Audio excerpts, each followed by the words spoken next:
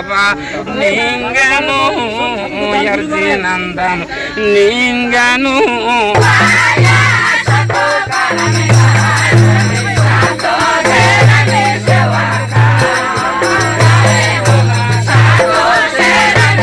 কারাম মূলত হচ্ছে বাংলাদেশের বরেন্দ্র অঞ্চলের যে আদিবাসী জনগোষ্ঠী আছে, যেমন উরাও, মাহাতো, বেদিয়া, ভুটিয়া, মালপাহাড়ি, এই যে মোট প্রায় 18টি জনগোষ্ঠীর মতো আছে, তাদের প্রধানতম উৎসব। মূলত ভাদ্র মাসে তারা এই উৎসবটা করে থাকে। এটা হচ্ছে শস্য উৎপাদন বা শস্য ফলনের সঙ্গে এই উৎসবটি জড়িত।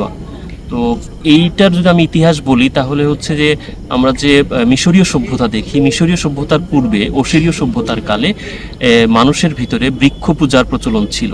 তো সেইটারই ধারাবাহিকতায় আমার মনে হয় যে এই জনগোষ্ঠীর মানুষ যারা আদিবাসী তারা এখনও তাদের মধ্যে বৃক্ষ পূজাটা অব্যাহত রেখেছে, ধরে রেখেছে। তো তারা মূলত এই সময়, এই দিনে কারাম অর্থাৎ কারাম বৃক্ষের পূজা করে থাকে। বসুন্ধরা টিস্যু অশুদ্ধতার বিরুদ্ধে এক বিন্দুও ছাড় নয়।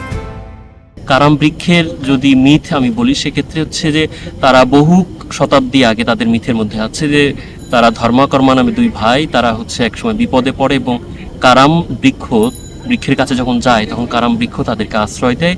সেইখান থেকে এই জনগোষ্ঠীর মানুষ পুনরায় তাদের আত্মরক্ষা করতে পারে এবং পুনরায় জীবন পায়।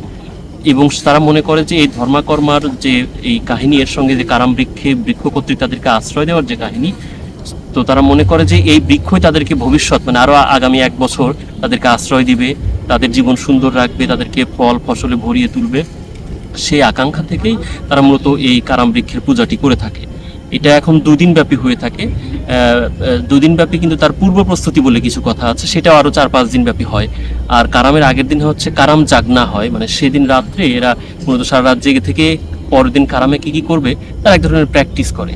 তো আজকে সেইটা হচ্ছে জাহাঙ্গীরনগর বিশ্ববিদ্যালয়। আপনারা জানেন জাহাঙ্গীরনগর বিশ্ববিদ্যালয় সাংস্কৃতিক রাজধানী, বাংলাদেশের সংস্কৃতির রাজধানী।